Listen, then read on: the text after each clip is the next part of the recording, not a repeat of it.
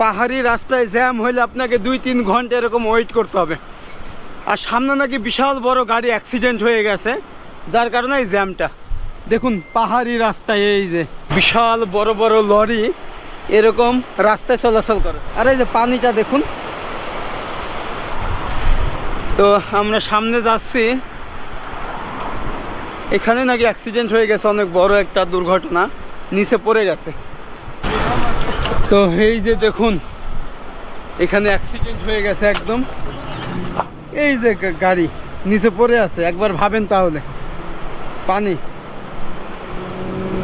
তো এই গাড়ির কি অবস্থা, আল্লাহ কি অবস্থা দেখুন,